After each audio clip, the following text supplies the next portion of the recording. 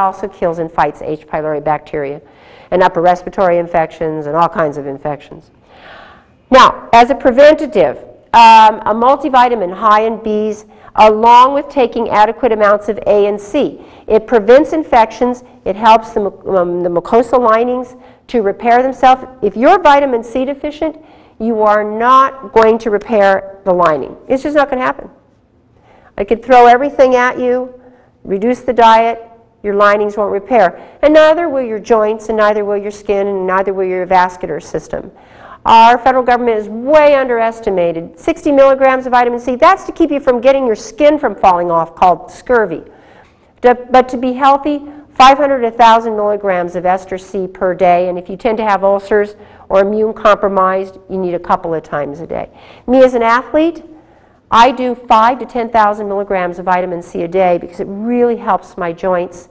And I've got a little heart condition, a leaky heart valve, and it supports my valve health as well too.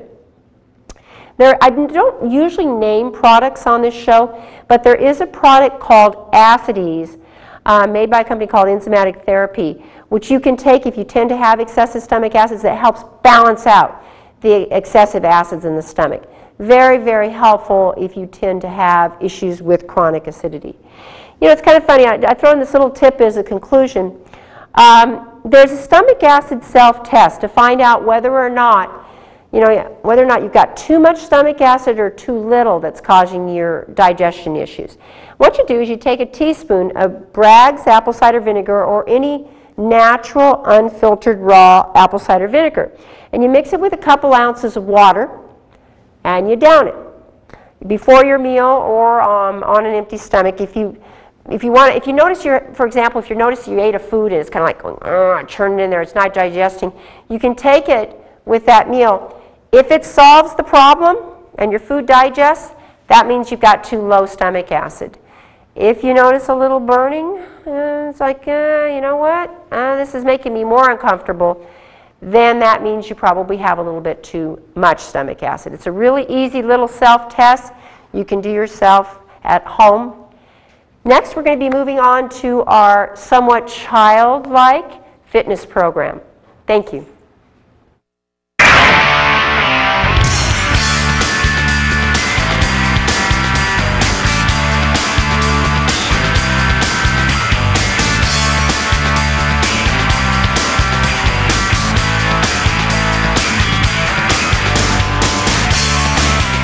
Welcome to the fitness portion of our show, and with us today are a couple of implements of fitness that I the 99-cent Frisbee from Limos, and a nice little cheapy jump rope actually that my son pulled out and started jumping all over the place and says, "Gosh, Mom, this feels really good." And I thought, you know what, why don't we show our audience just some basic types of things that they can use at home to exercise with that are cheap and that are really actually not exercise equipment. The good old standard Frisbee. You know, I was out with a bunch of Boy Scouts, and the parents, we were aside playing Frisbee while the Boy Scouts were doing their thing. And I was having to leap and trying to catch all these Frisbees and running and chasing after, and when I missed it or threw it funky, I had to run. This, I found, was actually a really good cardiovascular and overall workout. A 99-cent Frisbee. Cheap. Give it a try. It's a lot of fun. The jump rope. Now, obviously, this is one of those little cheapy ones that my little son said, "Oh, I want one, Mommy," about 5 years ago, and then he's never seen it, and then he starts cleaning out his cabinet, and there we go, there it is. So I would get a little bit better quality one, but I brought it in to demonstrate how good of an exercise jump rope is. My gosh, you can look at a lot of the boxing movies. A lot of boxers use jump rope for cardiovascular conditioning. And, you know, it's kind of funny. I kind of played with this a little bit because I hadn't jumped rope in a long, long time. And, you know, we used to do the double Dutch and all that kind of stuff when I was a kid. And I remembered my 84-year-old grandma, when she was 84 at the time, jumping with my 6-year-old son. She was jumping rope, regular jumping rope. And I'm like, gee, when I grow up someday, I'll be like my grandma. I thought, you know, hey, why can't I do it? So the basic movements of jump rope, you know, just the standard like this. Okay, And you can do funky little things like cross it, and hopefully you don't miss it, make a fool of yourself. Or you can jump like this. But what you can do is you can make it light and easy. But simple, basic little things. You can get cheap little rope, whatever you can. Jump works the lymphatic system, moves things along, and it's good cardiovascular. Anyway, next we're going to be moving on to the research portion of our show. Thank you.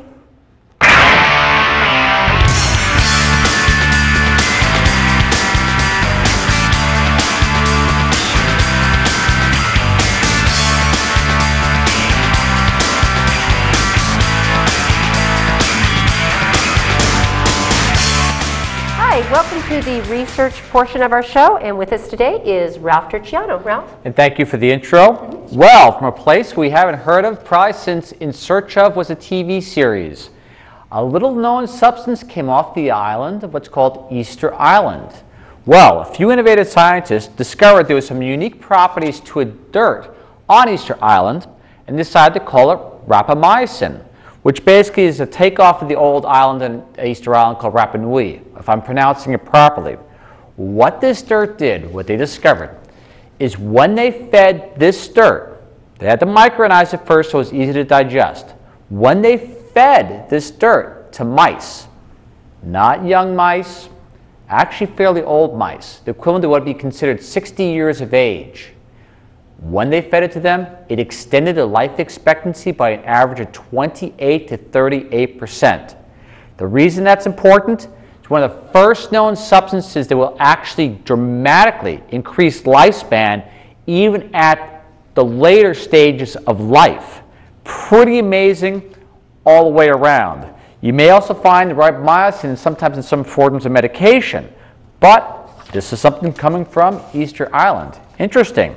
After that, not to keep on ragging on China and Chinese imports, but there's another import from China you have to be really concerned about, called clinical trials. What Biomed Central did is they went and looked at the clinical trials, what was considered what's called randomized control trials, RCTs, which are supposed to be the gold standard for clinical trials. They went and looked at 2,235 clinical trials from China. What they discovered was this, that some of them were kind of inaccurate. Well, you could say, well, how inaccurate? 10%, 20%, 40%, 50% sounds a little bit absurd. 70% I'm making up stuff. Well, guess what? The number which it is, I could not make up. 93% of the 2,235 clinical trials were not done properly. In fact, they should not even be considered clinical trials. And this was done in combination with the Chinese Cochrane Center at Sichuan University in China. They looked at the clinical trials for 20 common diseases. 93% of them were wrong. In fact, they said, quote, the authors, that these trials present mostly positive results favoring the treatment being investigated. So if you're a drug company, you want a positive result, go to China. You want good information, good science, don't go to China. Something just to keep in mind. And now, another medication, statins. Just a little side note. Canadian Medical Association Journal took a look at basically a few individuals that were taking statins, actually 83. They wanted to see what was going on.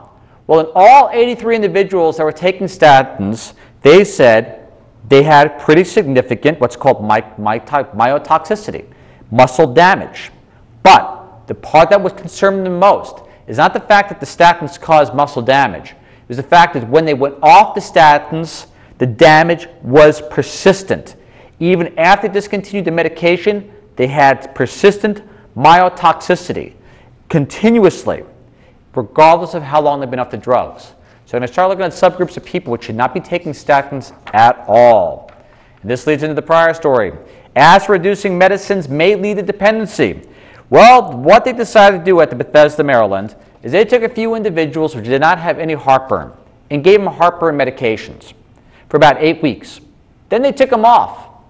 Well, guess what? 40% of the healthy volunteers started having persistent heartburn, even though they never experienced it before. After 8 weeks of basically these antacids, they could not get off of them. What they called it was rebound acid hypersecretion. Something to think about. If you're on an antacid, temporarily, maybe. Do not become addicted to it. They found out 33% of the people fulfilling prescriptions for antacids never needed them to begin with. All right. After that, we deal with preterm births. Coming out of basically Cincinnati, this is in the Journal of Pediatrics, they looked at the blood chemistry of children which were preemies. They found 70% of them had quantifiable levels of phthalates in the bloodstream. The reason it's important, because preterm infancy is under the age of 5 is one of the leading causes of deaths. The United States has one of the worst infant mortality rates in the industrialized world. Here the next. Those. You ever hear once in a while, I want to get some kidney screening done on you and see how you're doing? Well, those little contrast agents that they give you so they can get a good shot of your kidneys create some pretty significant damage. This came out of the Clinical Journal of the American Society of Nephrology. What they discovered was this.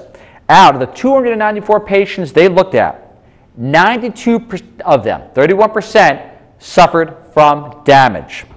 What they said was, quote, 31% of the patients experienced negative health effects.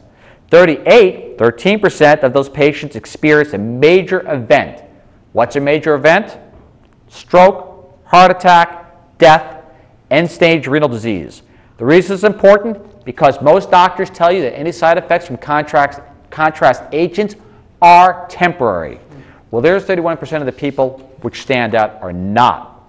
After that, coming out of Tel Aviv, interesting article called Your Arteries on Wonder Bread. The reason this is important, they found out when people ate white bread and any sort of refined flours, it contributed what they called was endothelial dissension. I can't pronounce it right. They found that when these foods were consumed, the high glycemic index caused what they called distended brachial arteries for 7 hours. The reason being was this constant distension causes the arterial veins to lose elasticity. Why is it important? It's important because of this.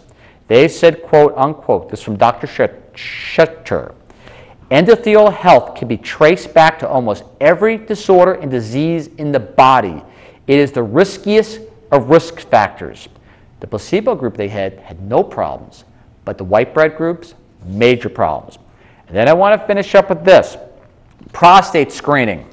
Do you realize that no major medical group, including the American Cancer Society, currently recommends routine prostate screening for men at average risk? Well, recently, this is in the a cancer journal for clinicians. They looked at 2 large randomized trials, and they discovered this. They said that most cancers which they caught are clinically insignificant tumors. They also said that most of it was overdiagnosed. How badly overdiagnosed? 29% for white Caucasians in the United States, 44% for blacks, 50% for people in Europe. All overdiagnosed. Why is that important? Let me give you a little statistic.